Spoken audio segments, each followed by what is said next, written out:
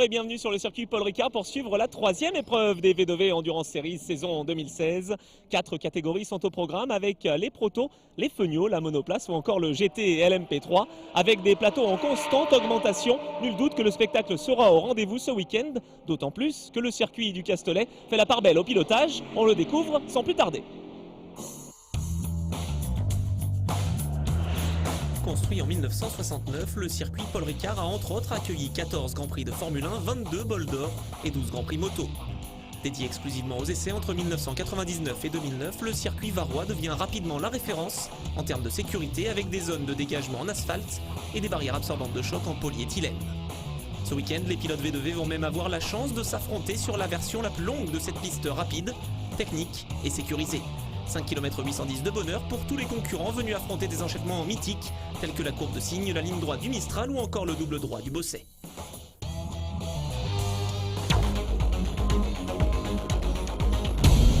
On commence ce résumé de la troisième manche de la saison avec les feniaux. Cette série toujours aussi fun et rafraîchissante fait une nouvelle fois le plein sur le circuit du Castellet. Deux catégories à suivre, les SP05 plus rapides et les F5 où la bagarre est toujours exceptionnelle. Un total de 35 voitures sur la grille de départ de cette première course qui voit l'actuel leader du championnat Romain Houllier partir en pole position devant Jean Kellet et Yves Oran sur la 35. En F5, très belle prestation de Cyril Denis, auteur du meilleur chrono devant Patrick Seyé et Cédric Gardin. Au départ, Houllier prend le meilleur envol devant Tessier, Kellet, Girardot, Boulin, Oran et Sauvin. En F5, le peloton est très compact, nous sommes avec Aurélien Robineau, alors que, regardez à droite de l'image, le poleman Cyril Denis se fait pousser par Patrick Seyé. Quel dommage pour le Sartois, contraint à l'abandon dès le premier virage. À l'issue de la première boucle, le pilote de la SP05 numéro 24 a déjà pris largement les commandes de cette course. Avec 3 secondes d'avance sur Jean Kellet, il va commencer son festival. Derrière en F5, bataille intense entre Claude Chaumeau, leader d'une courte tête devant Aurélien Robineau avec qui nous sommes en caméra embarquée. Les deux leaders sont suivis par Cédric Gardin en embuscade dans le sillage de Robineau. Rapidement, le pilote SBD passe à l'attaque, il s'empare de la deuxième position au détriment du pilote de la 28 au virage numéro 1, puis rapidement de la tête de course devant Claude Chaumeau quelques instants plus tard. Une lutte à 3 pour la victoire de catégorie va alors s'engager dans les derniers tours entre Cédric Gardin, Aurélien Robineau et Renaud Malinconi sur la 81. En tête de course, cavalier seul pour Romain Houllier qui navigue avec une avance de plus de 7 secondes sur Jean Kellet et 10 sur Arlan Boulin. Retour avec Aurélien Robineau en F5 où la bataille continue de battre son plein. Regardez à gauche de l'image, le pilote VUSA Renaud Malinconi fait l'intérieur au premier virage. L'Albigeois s'empare de la deuxième position et ne s'arrête pas là. Il revient rapidement sur Cédric Gardin en délicatesse avec ses pneus. Le pilote de la F5 numéro 81 va même prendre l'avantage dans le tout dernier tour. Superbe prestation de Malinconi, parti 8e sur la grille de départ. Devant, Houllier a littéralement oublié ses adversaires le jour de ses 31 ans. Il s'impose avec la manière devant Jean Kellet et Arlan Boulin. C'est la joie pour le vice-champion 2015. On prend les mêmes et on recommence pour la course numéro 2 avec Houllier qui prend le meilleur départ devant Jean Kellet, Arlan Boulin, Norbert Sauvin et Éric Tessier. À l'issue du premier tour, le pilote HMC Loéa creuse déjà l'écart devant la SP05 numéro 11 du Pro Motosport et la 32 d'Arlan Boulin. Parti dernier après son abandon en première course, Cyril Denis est déchaîné. En 6 tours, il dépasse pas moins de 15 voitures, appréciées plus tôt. Rapidement 4e de sa catégorie, Denis s'attaque ensuite à Aurélien Robineau pour le gain de la 3e position. Un Cyril Denis qui finira par se défaire du pilote de la 28 pour monter sur la dernière marche du podium.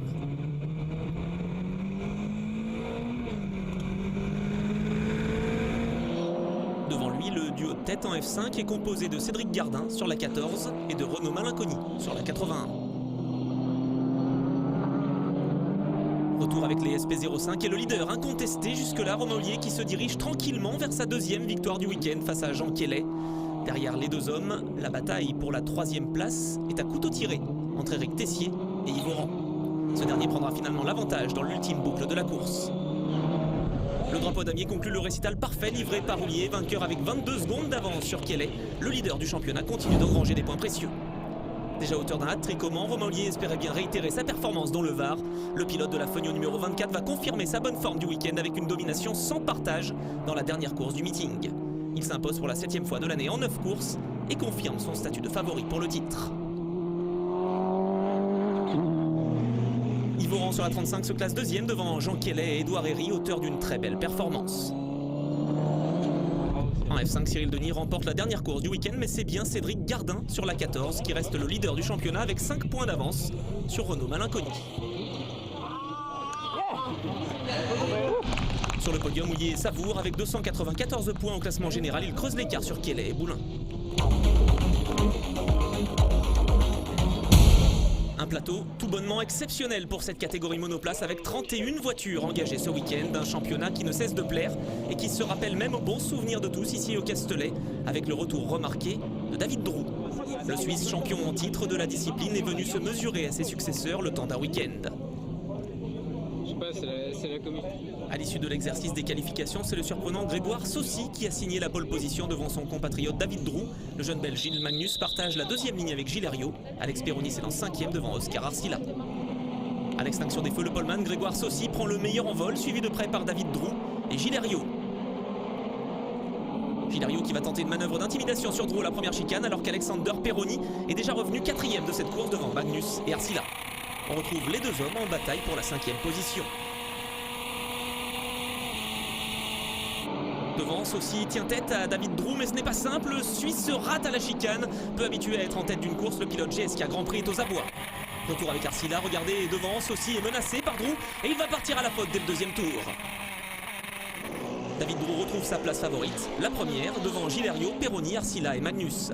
Rapidement, l'Australien Perroni va se défaire d'Herriot et revenir sur le leader. Le duel entre les deux hommes va alors commencer. Handicapé par des soucis d'échappement, le pilote RC Formula voit la voiture numéro 27 du TS Corset revenir fort. Perroni va finalement prendre les commandes de la course au quatrième tour, juste avant le virage du pont. L'Australien leader du championnat va ainsi décrocher une nouvelle victoire devant Drou et Herriot. Quatrième place pour le pilote RC Formula Oscar Arcila devant le Belge Gilles Magnus. C'est la joie pour Alex Perroni qui conforte sa place de leader au général. Le lendemain, Drou s'est lancé de la pole position devant Magnus et Perroni. Malheureusement pour l'Australien, tête à queue le relèguera en cinquième position, laissant le Suisse aux commandes de la course devant Herriot et Magnus. Un trio de tête qui restera inchangé jusqu'au drapeau à damier. Course limpide pour Drou qui s'impose pour son retour dans la discipline devant Herriot et le jeune Magnus. Au départ de la troisième et dernière course, on retrouve David Drou en pole devant Gilles Herriot. Les favoris au championnat ont connu une deuxième course difficile. Un tête à queue pour Alexander Perroni alors qu'il occupait la deuxième place. Et un abandon pour Oscar Arcila. 15e sur la grille, le Français va devoir remonter pour ne pas perdre trop de points au classement général.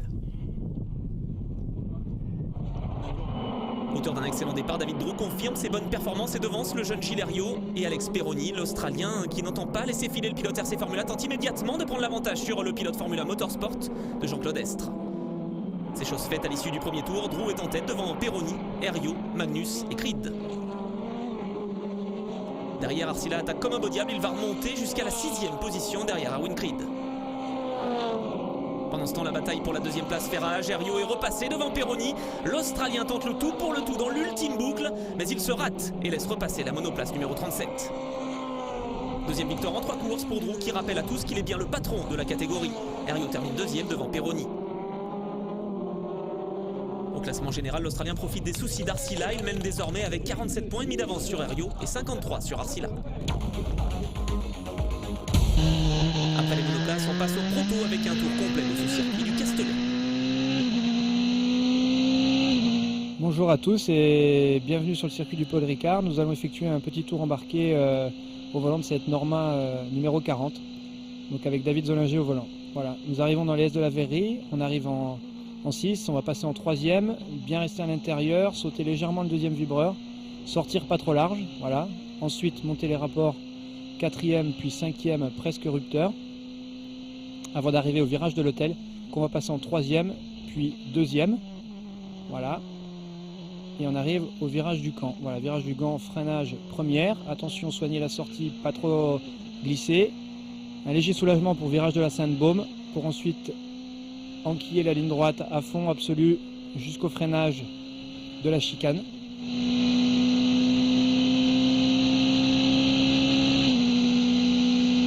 C'est l'endroit le plus rapide du circuit pour un freinage à 100 mètres environ.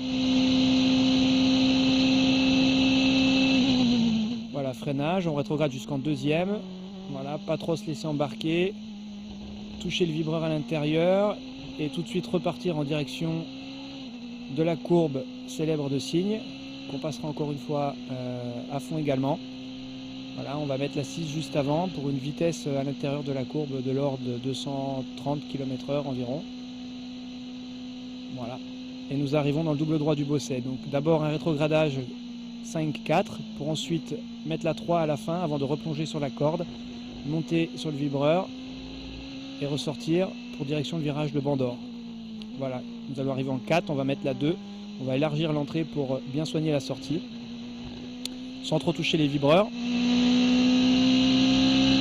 On arrive en 5, on rétrograde jusqu'en 3e, on revient bien à l'intérieur pour être en ligne pour le freinage du dernier virage, le virage du pont, qui va se passer en première, où il faut bien sûr soigner la sortie, garder la motricité pour se relancer pour un nouveau tour.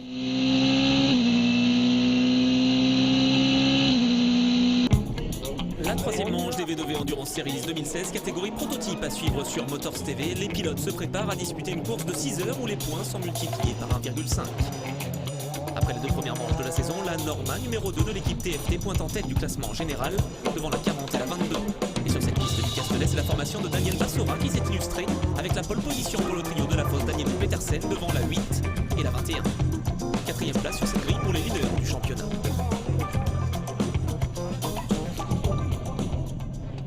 Les 24 voitures sont en formation en attendant l'agitation du drapeau vert. Et c'est parti pour cette course de 6 heures. Nous sommes avec Vincent Capillaire, 2e sur la grille.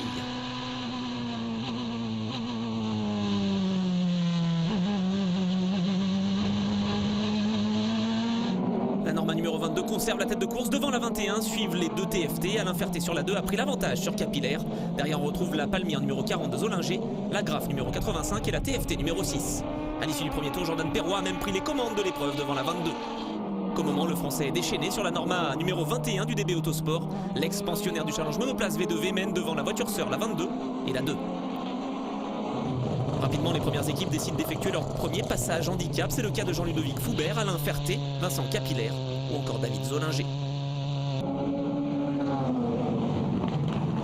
Dans la catégorie prestige, belle performance de la Norma numéro 6 qui mène la danse devant la 68 du Team One pilotée par Bûcher, Denarda, Perrin et la Ligier JS53 numéro 29 du Graf Racing. Après 1h30 de course, l'équipe DB Autosport occupe solidement les 2 premières positions avec la 21 devant la 22, juste avant de s'engouffrer dans la voie des stands pour la première salve d'arrêt ravitaillement. Marc-Antoine Danielou prend la place de Damien Delafosse dans la 22 avant l'arrêt au stand du leader, Jordan Perrois, auteur d'un relais magistral. L'occasion de prendre ses impressions à sa sortie de voiture. Pour le départ, ça s'est bien passé. J'ai pris tout de suite l'avantage et après j'ai creusé l'écart, j'ai géré. Voilà, en fonction des vibreurs à pas prendre, les pneumatiques surtout. Tu roules dans 2 catégories, ça t'aide finalement cette année en V2V? Oui, tout à fait, puisque le proto CN, c'est comme le monoplace. La différence, c'est le poids, parce que c'est pas le même transfert d'inertie dans certains virages rapides. Mais c'est vrai que quand vous savez piloter une proto CN, l'MP3, c'est la voie royale. Donc c'est vraiment la très très bonne école pour vraiment piloter n'importe quel type de voiture, dans n'importe quelle catégorie. Après 3 heures de course, le classement a légèrement évolué. L'équipe DB Autosport occupe toujours la tête avec la 22 cette fois, juste devant la Norma M20 FC numéro 32 de chez CD Sport.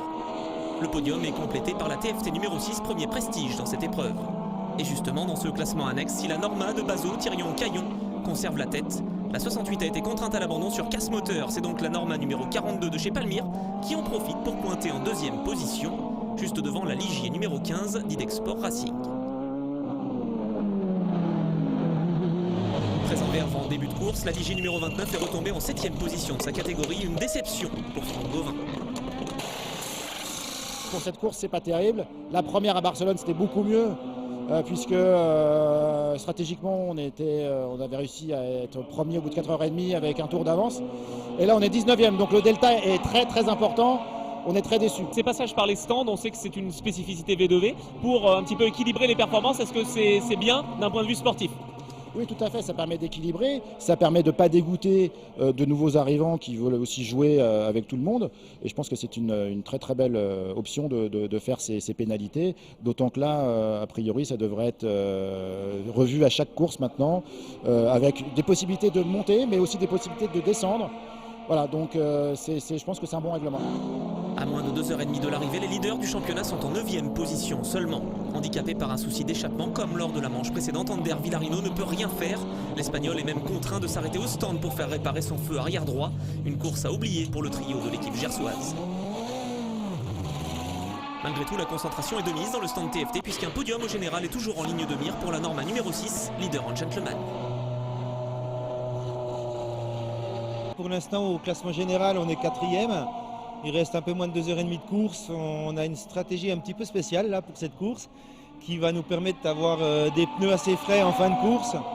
Donc on est assez optimiste et on croise les doigts pour pas qu'il y ait de soucis techniques. Au niveau de notre équipage, ça fait peut-être 8 ou 9 ans qu'on fonctionne avec l'écurie TFT et c'est assez extraordinaire parce qu'ils arrivent toujours à travailler sur des évolutions. Il y a une ambiance qui est très sympathique et ça permet aussi d'être plus détendu et d'aborder les courses avec toujours beaucoup d'enthousiasme et c'est comme ça que ça se passe bien en prenant beaucoup de plaisir avant tout et après on arrive à gagner.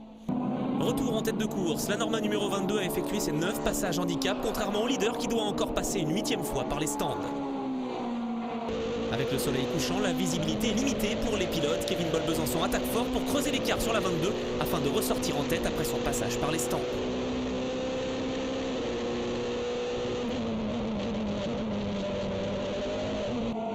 Sur le muret, la tension est palpable dans l'équipe DB Autosport. Qu'au moment, la 32 choisit d'effectuer son dernier passage handicap à moins de 5 minutes de l'arrivée.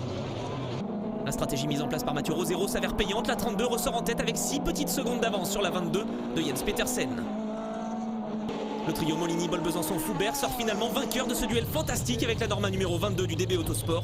Les deux formations font véritablement partie des valeurs sûres de cette catégorie Proto V2V. Au moment où on perd la victoire pour 8 secondes et là on gagne cette fois dans l'autre sens pour 6 secondes. Enfin, les potes ont fait un super boulot, l'équipe, les mécanos aussi, on n'en a pas parlé, qu'on fait un super travail. Donc j'ai déjà gagné ici l'année passée avec CD et une autre équipe et on regagne cette année, c'est vraiment chouette. Le podium pour conclure cette épreuve à coefficient 1,5.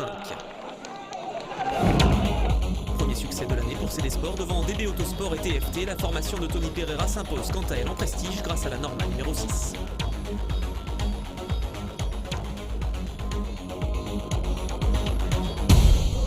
Place au GT Tourisme P3 PFV pour conclure ce week-end varois. Pas moins de 26 voitures sont engagées. Autant dire que le succès est encore au rendez-vous. Première ligne 100% Ginetta avec la 57 devant la 59. Deuxième rang entièrement Ligier avec la 13 devant la N-Race numéro 93. Dans la catégorie GT doublé pour les Ferrari, Visium devant AF Corset. Troisième place pour la Viper numéro 70 du AN Team. Les voitures sont en formation 2 par 2 pour cette course de 4 heures. L'épreuve s'annonce très chaude. Vivons le départ GT en caméra embarquée avec Frédéric Verviche. Quel envol du pilote belge dans l'Audi WRT numéro 25. Il gagne 6 places d'entrée de jeu. À la première chicane, c'est bien la Ginetta numéro 57 du duo Tomlinson-Simpson qui mène devant la 59 de l'équipe Nova Race d'Elisa Maioli, nouvelle venue dans le championnat. À l'issue du premier tour, le top 5 est complété par les Ligier numéro 13 et 93 alors que l'Audi numéro 25 est déjà remonté 6e. Pour sa première participation, la toute nouvelle Ferrari F488 GT3 de l'équipe Visium est aux commandes de l'épreuve et devance la Porsche IMSA Performance numéro 76 du duo Narak-Cornac. Troisième place pour la Mercedes numéro 17 d'Idex Sport Racing. Coup de théâtre après 50 minutes de course avec des problèmes d'arbre de transmission pour la Ginetta numéro 57, alors leader aux mains de Lawrence Tomlinson. Un coup dur pour l'équipe LNT qui restait sur une victoire au Mans.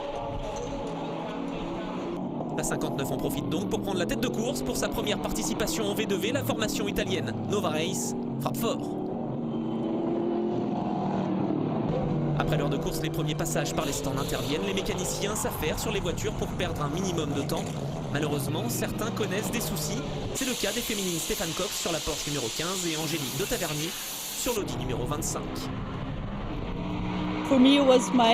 C'était ma première course GT3 et je ne pense pas que je pouvais vraiment faire mieux. C'était une excellente expérience. Nous avons pris beaucoup de plaisir, même si nous avons eu des soucis d'ordre technique, ainsi que quelques drive-through. Jusqu'à maintenant, le week-end était très bon, mais nous avons malheureusement eu un souci sur notre voiture. J'ai été très impressionné par le championnat car il laisse beaucoup de temps en piste aux pilotes, ce qui est très important pour nous. Après 2h30 de course, changement de leader, la 59 a été contrainte à l'abandon, c'est donc la Ligier numéro 13 qui s'est emparée de la tête devant la 888. Dans le clan Graf, la satisfaction est de mise avec une deuxième position à moins d'un tour du leader malgré une petite frayeur avec un retardataire pour Thomas Dagono.